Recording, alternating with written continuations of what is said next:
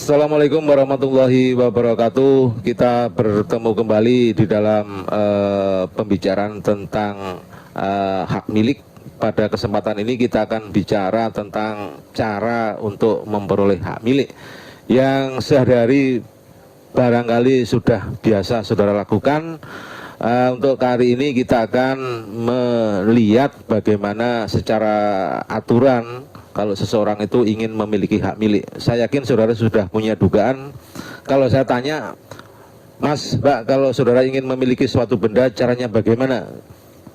Kebanyakan jawabannya adalah membeli. Nah, coba saudara ingat-ingat, apakah nanti di dalam oren ini nanti saudara menemukan bahwa salah satu cara untuk memperoleh hak milik itu adalah membeli. Diingat ya, nanti saudara akan temukan jawabannya benar apa salah. Cara memperoleh hak milik ini di dalam KUH Perdata bisa saudara lihat di dalam pasal 584 KUH Perdata. Jadi cara yang ditentukan oleh 584 ini tidak bersifat limitatif, tetapi nanti akan saudara dapatkan juga di pasal-pasal lain yang tersebar. Tetapi ini yang ditentukan oleh 584 ini nanti terkait dengan pembicaraan-pembicaraan pada uraian berikutnya. Baik, kita mulai yang pertama. Apa yang diatur oleh undang-undang ketika saudara ingin memiliki suatu benda untuk mendapatkan hak milik? Yang pertama adalah pendakuan. Pendakuan ini adalah saudara ingin memiliki suatu benda dengan memasukkan di dalam atau melakukan perbuatan memasukkan suatu benda di dalam penguasaan saudara di mana benda itu belum ada pemiliknya. Contoh konkret, kalau saudara lihat, saudara amati ada anak-anak yang bermain di sungai lalu mengambil ikan di sungai. Itu adalah ikan di sungai belum ada pemiliknya, lalu ia melakukan perbuatan memasukkan benda itu di dalam penguasaannya. Mencari ikan di laut lepas misalnya, seperti itu adalah pendakuan, termasuk berburu. Di kampung-kampung kita bisa lihat bahwa ada seseorang yang memburu burung yang liar misalnya, tupai tidak termasuk ayam, karena kalau ayam itu adalah ada pemiliknya, itu bukan berburu, namanya mencuri gitu ya. Jadi intinya adalah biasanya pendakuan ini mendapatkan di alam yang luas dan belum ada pemiliknya, seperti itu. Kemudian berikutnya adalah perlekatan. Mengenai cara memperoleh hak milik dengan perlekatan ini, prinsipnya sudah saya bicarakan di dalam video sebelumnya, yaitu prinsip perlekatan yang dianut di dalam KUH Perdata. Nah, intinya bahwa ketika ada suatu benda itu melekat, menancap dan sebagainya kepada benda yang lain, maka benda yang satu melebur kepada benda yang lain. Nah, prinsip perlekatan ini nanti bisa saudara temukan di dalam pasal misalnya 606, itu adalah penjadian benda misalnya. Kalau ada perbuatan seseorang dari bahan tepung, kemudian telur, kemudian gula misalnya, diolah menjadi suatu benda baru namanya roti misalnya. Nah, maka kalau ada seseorang yang melakukan pembuatan roti seperti itu, maka benda baru yang namanya roti ini adalah pemilik yang membuat. Umumnya adalah tepung, kemudian telur, gula, ini adalah miliknya si pembuat.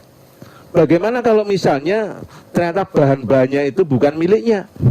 Maka undang-undang mengatakan pemiliknya adalah si pembuat, tetapi dengan catatan bahwa si pembuat ini harus mengganti bahan-bahan yang bukan miliknya tadi. Ini prinsip peleburan, berarti seperti itu. Kemudian di bagian perlekatan contoh yang lain adalah penggabungan atau persatuan benda misalnya, menyatukan. Ini kalau misalnya seseorang yang menggabungkan beberapa benda menjadi satu kemudian membentuk benda baru, maka si yang membuat inilah yang memperoleh hak milik. Tentunya yang umum adalah kalau bahan-bahan yang dirakit itu adalah benda miliknya.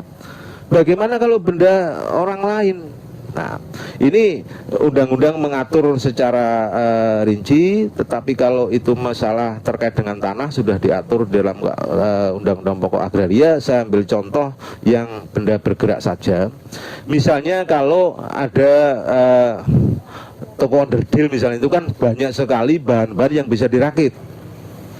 Si pemilik onderdil ini kebetulan mungkin pergi agak waktu lama, lalu salah seorang di situ merakit benda sehingga bentuk sepeda. Nah, sepeda itu sebenarnya kan gabungan dari benda-benda yang lain.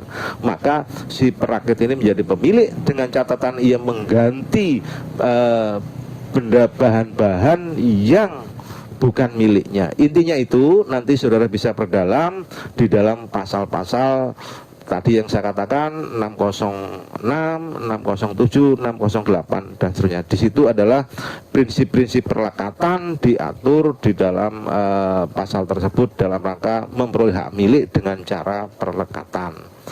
Berikutnya adalah mengenai daluarsa. Jadi namanya daluarsa itu adalah bergantinya hari ke hari ke yang lain. Hari berganti minggu, minggu berganti bulan, berganti dan seterusnya. Jadi pembuat undang-undang sengaja menjadikan berlalunya waktu. Jadi terbitnya matahari dari timur, tenggelam di barat, besok begitu lagi, itu dijadikan peristiwa hukum yang mempunyai akibat hukum. Nah, berlalunya waktu yang oleh hukum dinamakan daluarsa itu mempunyai dua bentuk dua hal. Yang pertama, akibat hukum dari daluarsa itu bisa menimbulkan hak kebendaan. Bagian yang lain, berlalunya waktu bisa membebaskan kewajiban seseorang. Nah, kaitannya dengan cara memperoleh hak milik ini, daluarsa yang dimaksud adalah daluarsa yang berakibat menimbulkan hak kebendaan. Namanya adalah daluarsa yang bersifat akuasitif, yang membebaskan adalah ekstinktif, seperti itu. Nah, jadi ini daluarsa ini menjadi peristiwa hukum ini semata-mata demi kepastian hukum. Jadi dengan berlalunya waktu demi kepastian hukum, seseorang bisa memperoleh hak milik. Ini terutama kalau terkait benda tidak bergerak, syaratnya harus misalnya membesit dalam waktu tertentu dan seterusnya di dalam benda yang tidak bergerak. Tetapi kalau benda bergerak ini tidak berlaku memperoleh hak milik karena daluarsa, karena ini terkait dengan pasal 1977, siapa yang menguasai benda bergerak tidak atas nama, pihak ketiga boleh menganggap sebagai pemilik. Nah, daluarsanya 0 tahun sehingga tidak berlaku. Berikutnya adalah tentang pewarisan. Menurut paham undang-undang, pewarisan ini juga ditetapkan sebagai salah satu cara untuk memperoleh hak milik. Nah, ini nanti karena ini menjadi mata kuliah tersendiri, saya tidak akan bicara lebih lanjut tentang pewarisan ini, karena di perkuliahan yang lalu juga saya sudah sampaikan kenapa pewarisan ini masuk di dalam buku 2. Nah, salah satu alasannya karena pewarisan dipandang sebagai salah satu cara untuk memperoleh hak milik. Kalau nanti saudara belajar pewarisan, nanti ini sebenarnya pengaruh hukum Romawi apa hukum Jerman, nanti akan bisa saudara pahami. Nah, nanti di mata kuliah hukum waris. Oke. Berikutnya adalah penyerahan. Ya. Kenapa warnanya berbeda dari sebelumnya? Karena memperoleh hak milik melalui penyerahan ini adalah yang paling banyak kita ketemukan dan diatur di dalam KUH Perdata, dan sehari-hari kita sering temukan karena penyerahan. Jadi ini yang ditentukan oleh 584. Jadi kalau di awal tadi saudara menebak bahwa cara memperoleh hak milik adalah dengan membeli, ternyata nggak ada. Mana membeli, nggak ada. Jadi caranya memperoleh hak milik bukan membeli. Lalu bagaimana caranya? Nanti saudara akan ketemukan jawabannya ketika kita akan bicara penyerahan. Nah, berikutnya kita nanti akan bicara penyerahan. Penyerahan yang kita maksud ini adalah penyerahan benda oleh pemilik kepada orang lain sehingga orang lain ini menjadi pemilik. Jadi penyerahan yang kita maksud ini adalah penyerahan benda ini oleh pemilik kepada orang lain sehingga orang lain itu menjadi pemilik. Nah, kalau orang lain itu menjadi pemilik, maka saudara harus ingat isi hak milik itu apa. Berarti isi hak miliknya nanti berpindah kepada orang yang menerima penyerahan benda tersebut. Intinya itu. Oleh sebab itu, di dalam setiap penyerahan, dalam arti penyerahan itu memindahkan hak milik, maka dua aspek ini selalu harus ada, yaitu aspek penyerahan nyata dan aspek penyerahan yuridis. Nah, harus ada. Kalau tidak ada, nanti orang yang menerima penyerahan tidak akan menjadi pemilik dengan isi yang penuh, kan seperti itu. Nah, kita harus melihat sudut pandang atau aspek penyerahan nyata dan penyerahan yuridis itu seperti apa sih? Ini jarang kita temukan di dalam pembicaraan diskusi-diskusi hukum benda, termasuk di dalam literatur juga jarang kita temukan membedakan ini, karena mungkin orang sudah dianggap tahu. Tetapi secara teoritis sebenarnya penyerahan yang dimaksudkan sebagai penyerahan hak milik kebendaan itu mempunyai dua aspek ini. Nah, dari segi arti misalnya, dari sudut pandang arti, kalau penyerahan nyata itu adalah penguasaan atas bendanya, penguasaan atas bendanya. Sedangkan kalau penyerahan yuridis itu adalah penguasaan atas hukumnya, jadi berbeda. Nah, ini dari segi arti, saudara pahami begitu. Kemudian dari aspek tujuan, dari sudut pandang tujuan, penyerahan nyata itu adalah bertujuan agar pihak yang menerima penyerahan itu bisa menikmati kegunaan bendanya. Jadi kalau orang yang menerima penyerahan tidak menguasai bendanya, ya tidak bisa menikmati kegunaan bendanya. Ini prinsip dasar. Nanti di dalam kenyataannya nanti ada juga yang nggak menguasai dalam arti fisik tetapi bisa menikmati kegunaannya. Ini hal-hal yang dasar-dasar dulu. Nah, sedangkan dalam penyerahan yuridis itu tujuannya adalah agar pihak yang menerima penyerahan itu bisa berbuat bebas atas bendanya. Itu. Jadi berbeda tujuannya. Meskipun ini tidak bisa dipisahkan sama sekali, tidak. Jadi setiap penyerahan punya dua aspek itu sebenarnya kalau kita teliti lebih dalam. Nah, kemudian apa yang ditonjolkan di dalam penyerahan itu?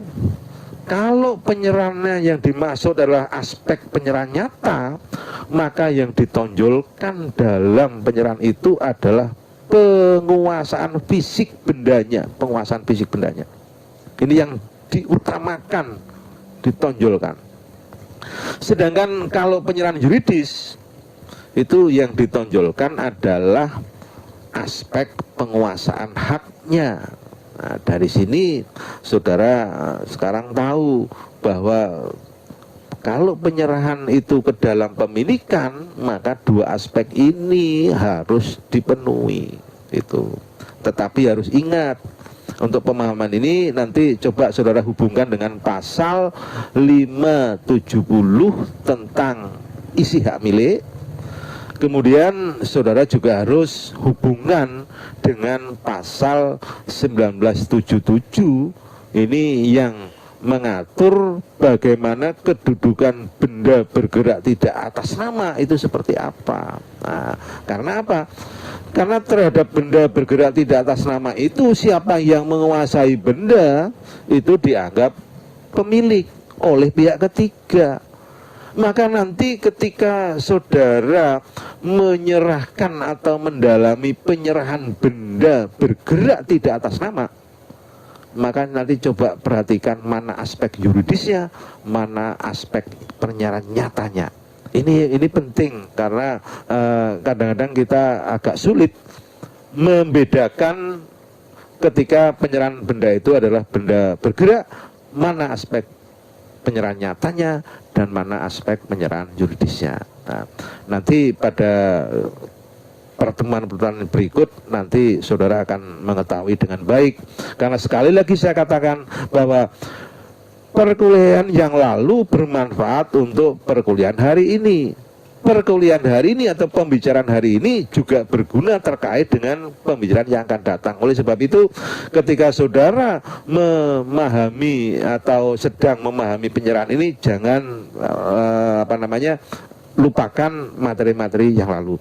Ini sementara yang bisa saya sampaikan di bagian ini. Mungkin agak lebih pendek, maksudnya adalah agar saudara bisa dengan baik mempelajarinya, tidak ada kejenuhan. Nanti materi berikutnya ada di video berikutnya, sehingga ketika saudara mengikuti ini bisa utuh selesai, nggak ada misalnya saudara hentikan sementara, itu nggak ada, karena cukup pendek untuk dipahami dulu, baru setelah paham nanti bisa mengikuti uraian berikutnya. Baik saudara, ini yang bisa saya sampaikan tentang cara memperoleh hak milik dalam arti aspek penyerahannya. Kurang lebihnya mohon maaf. Wassalamualaikum warahmatullahi wabarakatuh. Sampai ketemu lagi.